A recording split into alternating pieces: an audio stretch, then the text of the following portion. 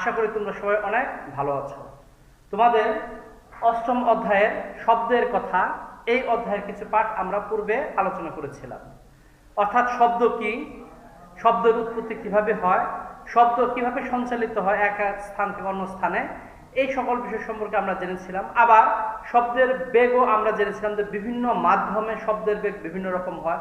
কঠিন মাধ্যমে একরকম হয়, তরল মাধ্যমে একরকম হয়, বায়বীয় মাধ্যমে আরেক রকম হয়। আবার দিনের তাপমাত্রার উপর নির্ভর করেও শব্দের গতিবেগ বৃদ্ধি পায়। অর্থাৎ 1 ডিগ্রি সেন্টিগ্রেড তাপমাত্রা বৃদ্ধির জন্য শব্দের গতিবেগ বৃদ্ধি পায় 0.6 মিটার পার সেকেন্ড। তো আজকে আমরা জানবো প্রাণীরা কিভাবে শব্দ শুনতে পায়। অর্থাৎ আমরা আমাদের যে কান, সেই কানের মাধ্যমে শব্দটি শুনতে পাই। তো কানের বাইরের আকৃতিটা একটা ফানেলের মতো। তো এই যে শব্দের তরঙ্গ যে উৎপন্ন হচ্ছে, এই উৎপন্ন তরঙ্গটি এই কানের ভিতর দিয়ে প্রবেশ করে এবং কানের ভিতরে টান টান একটি পাতলা পর্দা আছে, যাকে আমরা সাধারণভাবে কানের পর্দা বলে থাকি। তো এই উৎপন্ন শব্দ তরঙ্গগুলি এই কানের পর্দায় গিয়ে আঘাত করে এবং সেই শব্দের অনুভূতিটি আমাদের মস্তিষ্কে যে পৌঁছায় এবং তার ফলে আমরা কি করতে পারি, শব্দটি শুনতে পারি। তো এইভাবে প্রাণীরা কানের মাধ্যমে কি করে, উৎপন্ন শব্দের তরঙ্গ দৈর্ঘ্য কানের ভিতরে প্রবেশ করার ফলে শব্দ শুনতে পায়। তো এবার প্রশ্ন হচ্ছে, এই যে শব্দ উৎপন্ন হচ্ছে, তরঙ্গ দৈর্ঘ্য আকারে যাচ্ছে, এদের কম্পাঙ্ক সৃষ্টি হচ্ছে, তো এই সমস্ত বিষয়গুলি কি? তো আমরা প্রথমে বলবো এই যে এর একটা লিমিটেশন আছে বা লিমিট আছে, একে আমরা কি বলবো, চাপতার সীমা বলবো। তো আমাদের প্রথম শব্দ আসছে, প্রশ্নটি আসছে, প্রাণীরা কিভাবে শব্দ শুনতে পায়। তো এটি হচ্ছে আমাদের প্রথম প্রশ্ন, যে প্রাণীরা কিভাবে শব্দ শুনতে পায়। তো এরপর আমরা পরবর্তী যে আরেকটি প্রশ্ন আছে, এটি আমরা উল্লেখ করতে পারি যে শ্রাব্যতার সীমা, এই শ্রাব্যতার সীমাটি কি। তো 2 নং প্রশ্নে আমরা এই বিষয়টি লিখতে পারি যে শ্রাব্যতার সীমা কাকে বলা হয়, শ্রাব্যতার সীমা কাকে বলে। তো এই সংক্রান্ত এখন আমরা জানবো যে শ্রাব্যতার সীমাটি আসলে কি। তো আমরা যে বলেছি যে কম্পন উৎপন্ন হয় শব্দের তরঙ্গ দৈর্ঘ্যের ক্ষেত্রে, সেক্ষেত্রে প্রতি সেকেন্ডে একটি করে কম্পন সম্পন্ন হলে তাকে আমরা কি বলবো, কম্পাঙ্ক বলবো। 1 সেকেন্ডে যদি একবার কম্পাঙ্ক উৎপন্ন হয় তবে আমরা তাকে কি বলবো, কম্পন বলবো। তো আমরা জানি কম্পনশীল বস্তু থেকেই শব্দের উৎপত্তি হয়।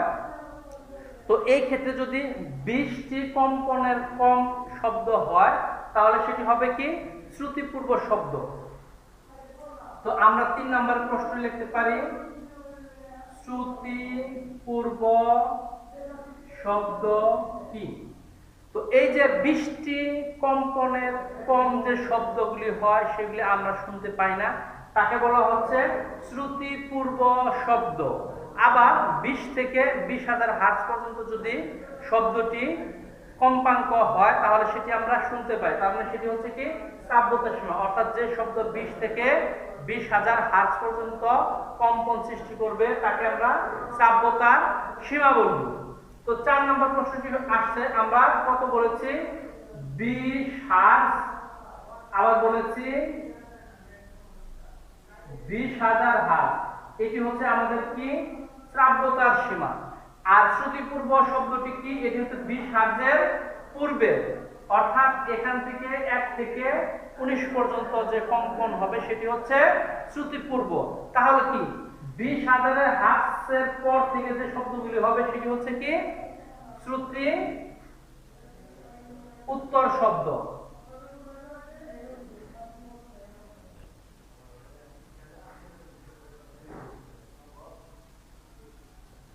তো আমরা পরের প্রশ্নটি লিখব, শ্রুতি উত্তর শব্দ কি। তো এখন আমাদের উত্তরটি কি হবে, যে শব্দের কম্পন 20,000 হার্জের বেশি হবে তাদেরকে আমরা কি বলবো, এই শ্রুতি উত্তর শব্দ বলবো। আর শ্রুতিপূর্ব শব্দ কি, যে শব্দের কম্পাঙ্ক 20 এর কম থাকে, 20 এর কম কম্পন হবে সেগুলিকে আমরা শ্রুতিপূর্ব শব্দ বলবো। আর এই যে আমি হার্জ, এই যে হার্জ এককটি লিখেছি, এটি হচ্ছে এই কম্পনের একক। তার মানে 20 হার্জ থেকে 20,000 হার্জ পর্যন্ত কম্পনের শব্দগুলি আমরা শুনতে পারবো। তো কোনো কোনো প্রাণী আছে যারা কি করতে পারে, অধিক কম্পনের শব্দ শুনতে পারে, যেমন কুকুর। তো পুলিশ কি করে, এই 20,000 হার্জের অধিক শব্দের হুইসেলটি ব্যবহার করে, যা শুধুমাত্র কুকুর শুনতে পায়, কিন্তু আমরা সেই শব্দটি কি করতে পারি না, শুনতে পারি না। আবার আছে কি, আমরা চিকিৎসা বিজ্ঞানে জানি যে আলট্রাসোনোগ্রাম, এই আলট্রাসোনোগ্রামে কি করা হয়, এই শ্রুতি উত্তর শব্দ ব্যবহার করা হয়, যে শব্দের ফলে কি দেখা যায়, আলট্রাসোনোগ্রামের ফলে পেটে যদি কোনো অসুখ থাকে, ঘা সৃষ্টি হয়, আলসার সৃষ্টি হয়, তো এই সমস্ত বিষয় আমরা এই শ্রুতি উত্তর শব্দ ব্যবহার করে তার ভিতরের ছবি বা পিকচার ব্যবহার করে বা আমরা দেখে সেটি নির্ধারণ করতে পারি চিকিৎসা শাস্ত্রের ক্ষেত্রে। তো আমাদের পরের যে বিষয়টা আসছে সেটি হচ্ছে সুশ্রাব্দ শব্দ এবং নয়েজ। তো তোমরা প্রথমে বুঝতে পারতেছো যে সুশ্রাব্দ শব্দ বলতে আসলে আমরা কি বুঝি।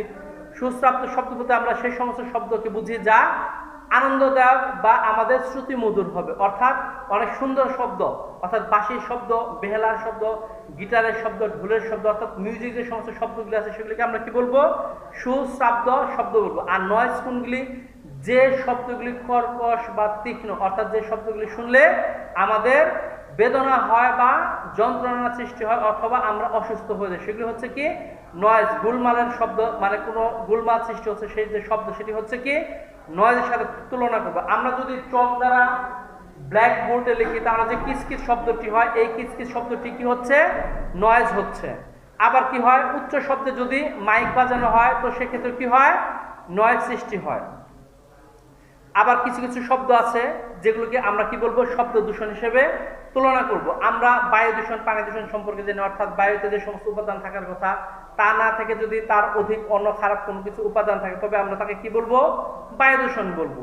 পানি দূষণ, পানিতে যে সমস্ত উপাদানগুলি থাকে যদি সেই সমস্ত উপাদানগুলি না থাকে, অন্য অন্য উপাদানগুলি থাকে, তবে আমরা তাকে কি বলবো, পানি দূষণ বলবো। ঠিক একই রকম ভাবে আমাদের পরিবেশে যদি কোনো এরকম শব্দ হয়, তীক্ষ্ণ শব্দ, যার কারণে পরিবেশে থাকা যন্ত্রণাদায়ক বা কষ্টদায়ক হয়, অথবা যে শব্দের ফলে আমরা অসুস্থ হয়ে যেতে পারি, এই সকল শব্দকে আমরা কি বলবো, শব্দ দূষণ হিসেবে আখ্যায়িত করব। যেমন মাইকের শব্দ, নির্মাণ কাজের শব্দ, ইট ভাঙানোর যন্ত্রের শব্দ, বিস্ফোরণের শব্দ, পটকা বা বোমা ইত্যাদি রকম। এই যে অতিরিক্ত বা অবাঞ্ছিত যে শব্দগুলি আছে এগুলি মূলত কি শব্দ দূষণের কারণ। তো এখন আমরা বলতে পারি 5 নম্বরের প্রশ্ন, শ্রুতি মধুর শব্দ কি কি। তো এখন আমরা লিখতে পারি যে কোন শব্দগুলি শ্রুতি মধুর হয়। পরবর্তী যে প্রশ্ন, এই প্রশ্নটি আমরা লিখতে পারি এভাবে, নয়েজ কি।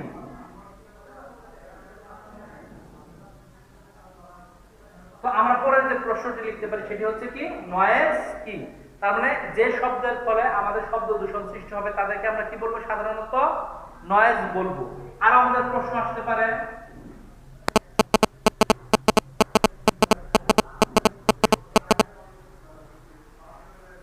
শ্রুতি পূর্বের সীমা কত।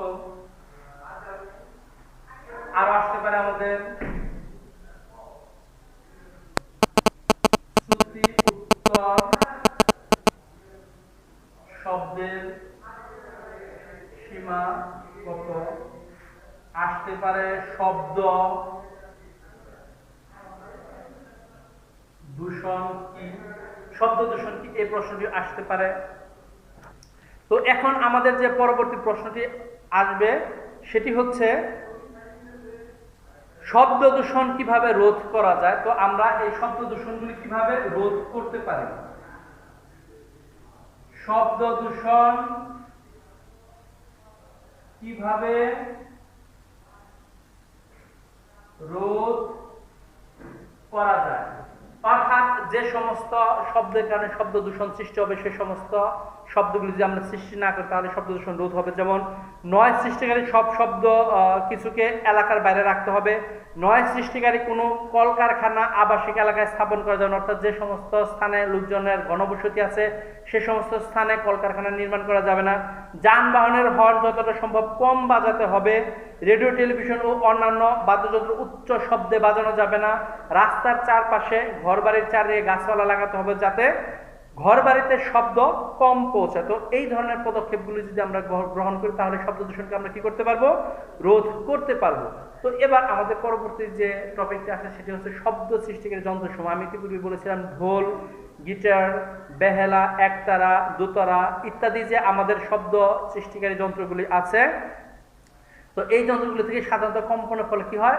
শব্দগুলি তৈরি হয়। তবে এবার আমার প্রশ্ন হচ্ছে সাইকেলের যে বেল বা রিক্সার বেল এটি কিভাবে শব্দ তৈরি করে?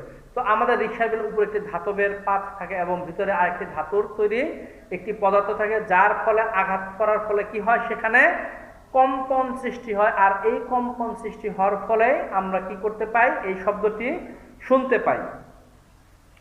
আর আমরা জানি যে আঘাত করার ফলে বস্তুর কি হয়? শব্দ সৃষ্টি হয়। তবে এই অধ্যায় শেষে আমরা অনেকগুলি প্রশ্ন জানতে পারলাম, যে প্রশ্নগুলি তোমাদের খুবই জানিয়ে রাখা প্রয়োজন, যেগুলো পরীক্ষায় আসতে পারে। এগুলো অবশ্যই বারে বারে শিখবে, পড়বে এবং লেখার চেষ্টা করবে, তা না হলে অনেক প্রশ্ন আছে যেগুলি ভুলে যাবে বা মনে থাকবে না। আশা করি আজকের ক্লাসটা অনেক ভালো বুঝতে পেরেছ। তো পরবর্তী ক্লাসে আমরা তোমাদের পরবর্তী কোনো অধ্যায়ের পরবর্তী পাঠ নিয়ে আবার উপস্থিত হব। ততক্ষণ পর্যন্ত তোমরা সবাই বাসায় থাকা, সুস্থ থাকো আর বেশি বেশি পড়াশোনা করো। ধন্যবাদ সবাইকে।